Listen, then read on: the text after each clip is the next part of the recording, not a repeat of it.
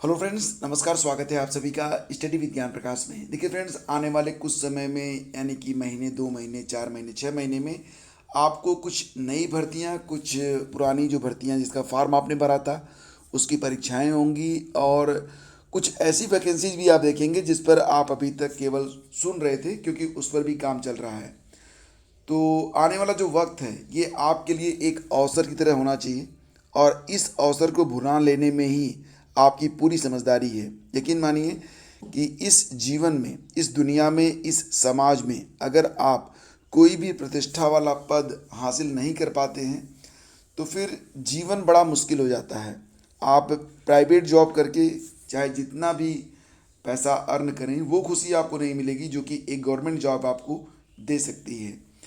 Basically अगर देखा जाए तो अगर कोई आईएएस बनना चाहता है, कोई पीसीएस बनना चाहता है, ठीक है, आईएएस और पीसीएस की बात कर लेते हैं। यहाँ पर पदों की संख्या बहुत कम होती है, लेकिन ग्रुप सी और ग्रुप डी जैसे कि यूपी ट्रिपल एससी हो, या फिर शिक्षक भर्ती परीक्षा हो, या फिर ग्रुप डी की परीक्षाएं हो, तो इसमें पदों की संख्या काफ़ी अधिक रहती है। तो सबसे पहले तो जो बड़ी वैकेंसी जा रही हैं बड़ी संख्या में, उस पर फोकस कर लीजिए, एक जॉब ले लीजिए। उसके बाद बाकी की जो चीज़ें हैं उस पर आप फोकस करते रहना, आपको अवसर मिलते रहेंगे। तो 7 अप्रैल के दैनिक रोजगार समाचार में आप सभी का स्वागत है। और देखिए, अगर आप लोग यूज करते हैं इंस्टाग्राम, ट्विटर वगैरह, तो आप लोग @स्टडी विद ज्ञान लेकर सर्च कर लीजिएगा और फॉलो कर लीजिएगा। जो लोग टेलीग्राम चैनल से अभी तक नहीं जुड़ पाए हैं किसी भी कारण से, वो लोग ये लाइन लाइन थोड़ी लंबी सी है, लेकिन आपको, मुझे उम्मीद है कि आप इतना टाइप तो कर ही लेंगे।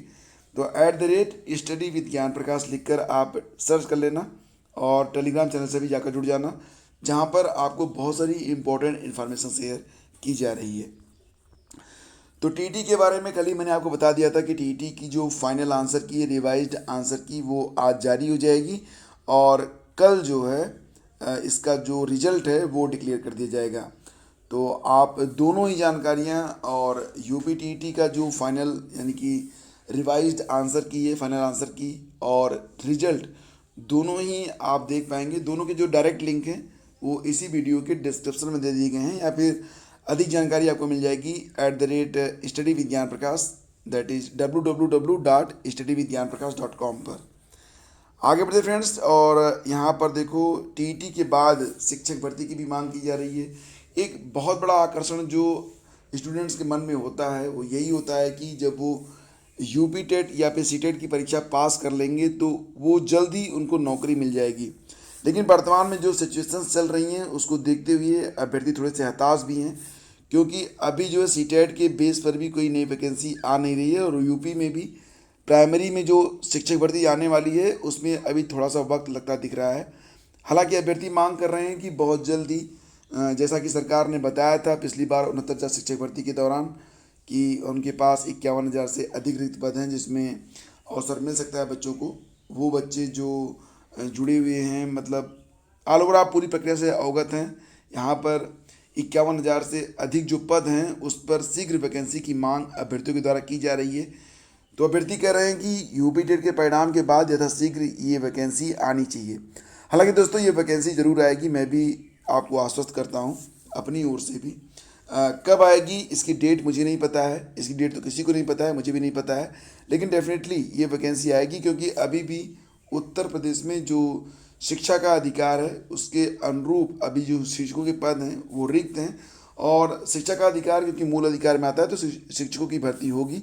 तो आप लोग अपनी तैयारी को ठीक ठाक रखिए, और देखो, बहुत नेगेटिव होने से काम नहीं चलेगा। आपके अंदर सकारात्मकता होनी चाहिए, एक दृढ़ संकल्प होना चाहिए, और जो कुछ भी आपके सामने आता है, बहुत बड़ी संख्या में लोग नौकरी चाहते हैं, लेकिन दृढ़ संकल्पित कितने लोग हैं ये देखने वाली बात होती है। तो सबसे बड़ी बात यह है कि दुनियादारी को छोड़िए, बाहरी दुनिया की जो चमक धमक है अगर वो आपको आकर्षित करती है उसको भी छोड़िए।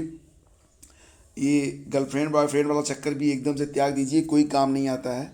और बेसिकली आपको फोकस करना है अपने आप पर और अपने कैरियर पर। तो मांग की जा रही है, देखते हैं कि इस पर क्या अगला, जो देखो कंक्रीट डिसीजन जब आता है उसके बाद ही मैं चर्चा करता हूँ।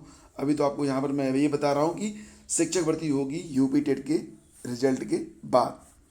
और आगे बढ़े तो देखो, यहाँ पर नई भर्ती के रिक्त पदों पर समायोजन विज्ञापन में घट सकती है पदों की संख्या। तो आगामी जो टीजीटी पीजीटी के लिए वैकेंसी आने वाली है उसके लिए जो अभी तक अध्याचन प्राप्त हो रहा है। तो बहुत बार ऐसा हुआ, 2016 में भी हुआ था, 2021 वाली में जो टीजीटी की परीक्षा हुई थी उसमें भी यही हुआ कि जिलों से, जनपदों से जो सूचनाएं मिलती हैं बाद में उन्हीं के आधार पर परीक्षा करवाई जाती है।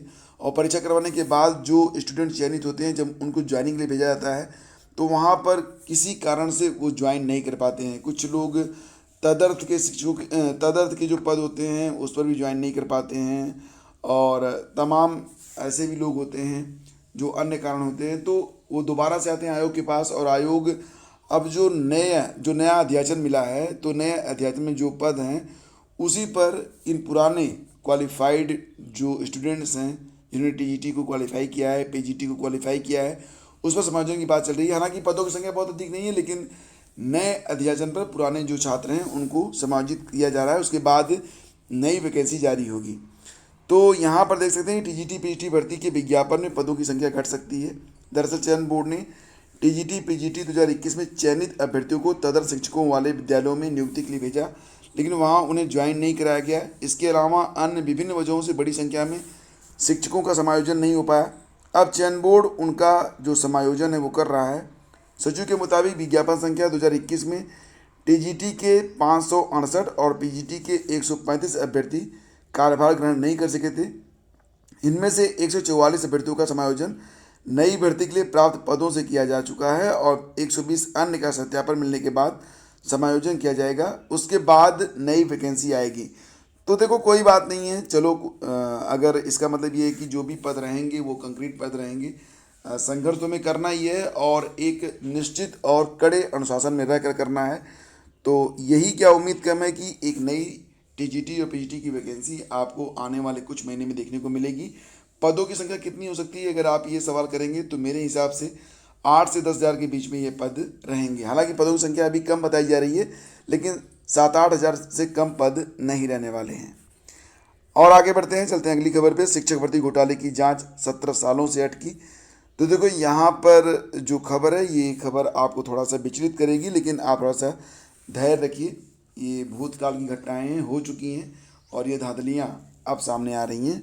प्रदेश सरकार भ्रष्टाचार पर जीरो टॉलरेंस की नीति पर सख्ती से अमल कर रही है, लेकिन माध्यमिक शिक्षा विभाग को इसकी तनिक भी परवाह नहीं है। ये देखो अखबार में प्रकाशित खबर है जिसको मैं रीड कर रहा हूँ, उसके बाद इसकी व्याख्या भी मैं आपको दूंगा। शासन ने पिछले 17 वर्षों में अशासकीय सहायता प्राप्त माध्यमिक विद्यालयों में भ्रष्टाचार कर हुई 40,000 शिक्षकों की भर्तियों की जांच विजिलेंस को दी है। विजिलेंस के एसपी लगातार 5 से ज़्यादा पत्र लिखकर भर्तियों से जुड़ी नियमावली दस्तावेज मांग चुके हैं, लेकिन माध्यमिक शिक्षा निदेशालय भ्रष्टाचार की फाइलों पर अखबार के मुताबिक कुंडली मारे बैठा है। विजिलेंस की प्रारंभिक जांच पड़ताल में पता चला है कि विद्यालयों में भर्तियां मनमाने ढंग से कर ली गई हैं। तो अब ये देखो, इसमें जिलों में तैनात जिला विद्यालय निरीक्षकों ने प्रबंधक से साठगांठ की और मनमाने ढंग से अनुमोदन कर चहेतों, रिश्तेदारों और फिर रसूख वालों की भर्तियां कर दी गई। शिकायतें मिली कि मोटी रकम लेकर चहेतों को भर्ती किया गया। आम लोगों को इन भर्तियों के विज्ञापन के बारे में जानकारी भी नहीं हो सकी। 5 बार लिखा गया था पत्र। मतलब प्रदेश की मौजूदा सरकार ने शिकायत मिलने पर वर्ष 2021 की शुरुआत में जांच सतर्कता अधिष्ठान को दे दिया। शासन की मंशा थी कि दूध का दूध, पानी का पानी हो, दोषियों पर कड़ी कार्रवाई हो। विजिलेंस अयोध्या के पुलिस अधीक्षक को इसकी जांच सौंप दी गई है। विजिलेंस चाहती है कि निदेशालय ये बताए कि भर्ती की नियमावली क्या है, क्या शासनादेश है। वर्ष 2003 से 2020 के बीच सहायक अध्यापकों, चतुर्थ श्रेणी के कर्मचारियों के कितने पदों पर नियुक्ति संबंधित विद्यालयों की प्रबंध समिति प्रधानाचार्य के द्वारा की गई। भर्ती की चयन समिति किसके आदेश पर गठित हुई। समिति में कौन कौन से लोग थे। क्या ये भर्तियां माध्यमिक शिक्षा निदेशक के निर्देशन अथवा संज्ञान में हुई। एसपी विजिलेंस जियालाल यादव कहते हैं कि कई बार भ्रष्टाचार किया जा चुका है, लेकिन माध्यमिक शिक्षा निदेशालय से कोई जवाब नहीं मिला। उन्होंने माध्यमिक शिक्षा निदेशक से भी इस संबंध में बात की, लेकिन नतीजा सिफर रहा है। तो यहाँ पर देखो, जो नियमावली है वही अभी तक जो विजिलेंस है, जो जांच की टीम है, उसको उपलब्ध नहीं हो पा रही है। और ये जो भर्तियां हैं 2030 से 2020 के बीच में जो भी भर्तियां हुई हैं उस पर जांच की जा रही है और ये पता लगाया जा रहा है कि बिना जो है संज्ञान में लाए, यानी कि बिना शासनादेश के और इस तरीके से गुपचुप तरीके से जो भर्तियां हुई हैं वो कैसे और कहाँ पर की गई हैं। तो फिलहाल ये खबर है। और अब यहाँ पर सबसे बड़ी बात यह है कि आम लोगों को इन भर्तियों के विज्ञापन के बारे में जानकारी भी नहीं हो सकी थी। ये एक बड़ा अहम सा मतलब बिंदु है यहाँ पर। आगे बढ़ते हैं, चलते हैं अगली खबर पे। तो देखो, आरपीएससी यानी कि राजस्थान में 9,760 पदों पर सीनियर टीचर ग्रेड सेकेंड के विभिन्न पदों पर रिक्तियाँ ये प्रकाशित की गई हैं। और 18 से 40 साल की अगर आपकी एज है तब आप यहाँ पर आवेदन कर सकते हैं। सरकार द्वारा मान्यता प्राप्त संस्थान से विज्ञान सामाजिक विज्ञान वर्ग के कम से कम 2 वैकल्पिक विषयों से स्नातक की डिग्री, देवनागरी लिपि में हिंदी का ज्ञान, राजस्थान की संस्कृति से भी भली भांति परिचित हो तो आप आवेदन कर पाएंगे। चयन का तरीका क्या होगा? आयोग द्वारा आवश्यकता के अनुसार उत्तर पुस्तिका के मूल्यांकन में स्केलिंग नॉर्मलाइजेशन पद्धति को अपनाया जाएगा। और इस परीक्षा में सभी प्रश्न पत्र वस्तुनिष्ठ प्रकार के होंगे। परीक्षा में 2 पेपर होंगे और यह 500 अंकों की होगी। पेपर फर्स्ट 200 अंकों का और पेपर सेकंड 300 अंकों का रहेगा। 10 मई लास्ट डेट है। आप आवेदन करना चाहते हैं तो 350 रुपये देकर आप rpsc.rajasthan.gov.in पर जा सकते हैं। पूरी जानकारी के लिए एक अलग वीडियो मैं आपको उपलब्ध करवा दूंगा बहुत जल्दी। और दिल्ली विश्वविद्यालय में शैक्षणिक सत्र 2022-23 के स्नातक पाठ्यक्रम में दाखिले के लिए कॉमन यूनिवर्सिटी एंट्रेंस टेस्ट जुलाई के पहले या दूसरे सप्ताह में होगी। इसके बाद छात्रों के दाखिले केंद्रीकृत ई काउंसलिंग के स्कोर के आधार पर किए जाएंगे। यानी कि जो काउंसलिंग होगी वो ई काउंसलिंग होगी। और काउंसलिंग में डीयू दाखिला समिति की ओर से की जाएगी। काउंसलिंग के 3 राउंड होंगे। छात्रों को मेरिट, कॉलेज और कोर्स को लेकर दी गई वरीयता के अनुसार दाखिला दिया जाएगा। और देखिए, जो लोग यूक्रेन से अपनी मेडिकल की पढ़ाई बिना पूरी की लौट चुके हैं मजबूरियों के चलते, अब उनकी पढ़ाई को लेकर भारत सरकार ने कुछ प्रयास स्टार्ट किए हैं। और विदेश मंत्री एस जयशंकर ने बुधवार को लोकसभा में कहा कि भारतीय मेडिकल छात्रों की पढ़ाई आगे जारी रखने के लिए यूक्रेन के पड़ोसी देशों से बातचीत चल रही है। और जैसा कि आप जानते हैं, रूसी हमलों के कारण छात्रों को पढ़ाई अधूरी छोड़कर लौटनी पड़ी थी। यूक्रेन ने इन छात्रों को मेडिकल शिक्षा पूरी करने के लिए राहत देने का निर्णय लिया है। और यहाँ पर जो एक परीक्षा होती है नेक्स्ट सेमेस्टर में जाने से पहले जो परीक्षा देनी पड़ती है, यूक्रेन ने उसको स्थगित कर दिया है। और साथ ही साथ हंगरी, रोमानिया, चेक गणराज्य, कजाकिस्तान, पोलैंड से भी भारत सरकार बातचीत कर रही है, क्योंकि यहाँ पर और इन देशों में यूक्रेन जैसी ही शिक्षा प्रणाली है मेडिकल के लिए। तो हंगरी ने इन छात्रों को अपने यहाँ मेडिकल शिक्षा पूरी करने का प्रस्ताव भी दिया है। अन्य देशों ने भी पेशकश की है। तो ये काफ़ी अच्छी बात है कि ऐसे जो छात्र हैं जो 2-3 साल तक अपनी पढ़ाई कर चुके हैं, 1-2 साल और शेष बचा हुआ है, तो वो अपनी पढ़ाई को चाहे तो यूक्रेन से स्थितियां जब सामान्य होंगी उसके बाद, या फिर यूक्रेन के जो पड़ोसी देश हैं जहाँ पर बिल्कुल उसी प्रकार की शिक्षा व्यवस्था है, वहाँ से अपनी मेडिकल की जो पढ़ाई है उसको पूरी कर पाएंगे। और यहाँ पर देखिए, छात्रों को एक राहत और भी मिली है कि तीसरे वर्ष के मेडिकल छात्रों के लिए यूक्रेन ने चौथे वर्ष में दाखिले के लिए क्रॉक 1 परीक्षा को स्थगित कर दिया है। मानक जरूरतें पूरी करने के आधार पर अगले सेमेस्टर में उनको प्रवेश मिल जाएगा। और इसी क्रम में आगे बढ़ें तो डिग्री कॉलेजों में लिखी जा रही हैं 10वीं की कापियां, 26 गिरफ्तार। तो यूपी बोर्ड की हाई स्कूल अंग्रेजी की परीक्षा में साइबर गैंग से प्रश्नों के उत्तर लिखवाते 26 लोगों को रंगे हाथ गिरफ्तार किया गया है। ठाकुर द्वारा तहसील के कुआंखेड़ा स्थित बीएस इंटर कॉलेज के परीक्षा केंद्र की कापियां वहीं के भगवंत सिंह पीजी कॉलेज में लिखवाई जा रही थी। पुलिस ने मौके से जिन लोगों को पकड़ा उनमें 4 महिलाएं हैं, बेसिक शिक्षा के 2 शिक्षक हैं और 1 शिक्षा मित्र हैं। पुलिस ने पहले 15 रात में सभी को गिरफ्तार किया है। और डीएम सुरेंद्र कुमार सिंह के पास सुबह एक कॉल आई थी, उसी के आधार पर यह कार्रवाई की गई। और करीब 9:30 बजे भगवंत सिंह कॉलेज के कमरे में समूह में उत्तर पुस्तिकाएं लिखते सर्वर मिले। उनके पास कक्ष निरीक्षक की मुहर लगी 15 कापियाँ थी। एसएसपी बबलू कुमार ने बताया कि पुलिस कापियां और प्रश्नपत्र की छाया प्रतियां जब्त कर ली है। बीएस कॉलेज के प्रधानाचार्य और अतिरिक्त केंद्र प्रभारी सुभाष कुमार को भी हिरासत में लिया गया है।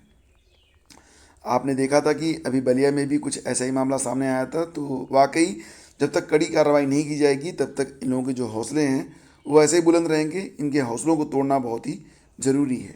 आगे बढ़ते हैं और देखो, यहाँ पर सीबीएसई ने टर्म 1 परीक्षा के लिए ऑनलाइन विवाद निवारण तंत्र के तहत पंजीकरण करने की समय सीमा को 20 अप्रैल तक बढ़ा दिया है। अब स्कूल स्थिति तक 10वीं और 12वीं कक्षा के टर्म 1 के नतीजों के खिलाफ अपनी शिकायत कर सकते हैं। और आगे कई दिनों तक भीषण गर्मी की चेतावनी के मद्देनजर जिला प्रशासन का आदेश। तो सभी बोर्ड के 8वीं तक के स्कूलों का समय बदल दिया गया है 12 बजे से। देखो, झुलसाने वाली गर्मी के तेवर में बदलाव नहीं हो रहा है। तो तापमान के पिछले 4 दिनों में 42 डिग्री सेल्सियस के आसपास बने रहने से स्पष्ट है। बुधवार को भी अधिकतम तापमान काफ़ी अधिक रहेगा। तो इस स्थिति को देखते हुए देखो, ये खबर वाराणसी से है। जिलाधिकारी ने कक्षा 8वीं तक के स्कूलों का समय सुबह 7:30 से 12 बजे तक करने का आदेश दिया है। आदेश परिषदीय स्कूलों के अलावा सभी बोर्ड के स्कूलों पर लागू रहेगा। 7:30 से 12 बजे तक स्कूल चलेंगे। तो हालांकि अभी बहुत सारे ऐसे भी जनपद हैं जहां पर ये आदेश लागू नहीं हो पाया है। 10वीं और 12वीं की बोर्ड परीक्षाएं आगे भी 2 टर्म में होंगी। तो सीबीएसई ने भले ही कोरोना संकट की मौजूदा स्थिति से निपटने के लिए 10वीं और 12वीं की बोर्ड परीक्षाओं की 2 टर्म में आयोजित करने जैसा कदम उठाया, लेकिन ये जो व्यवस्था है इसे कारगर माना जा रहा है और आगे के दिनों में भी, मतलब नेक्स्ट ईयर में भी आपको इसी प्रकार की व्यवस्था देखने को मिलेगी और इस प्रकार के संकेत प्राप्त हो रहे हैं। चलिए फ्रेंड्स, आज का सेशन भी करते हैं समाप्त। एक लाइन और बोल देता हूँ, जेई मेन का पहला चरण जून में और नीट 17 जुलाई को होगा। बाकी की जानकारी के लिए आप जो हमारा एक दूसरा चैनल है स्टडी विद ज्ञान प्रकाश 2.0 उस पर आ सकते हैं, जहाँ पर आपको एक्स्ट्रा जो न्यूज़ है वो अवेलेबल करवा दी जाती है। तो आज के इस सेशन में बस इतना ही। Thank you so much. Have a great day. जय हिंद।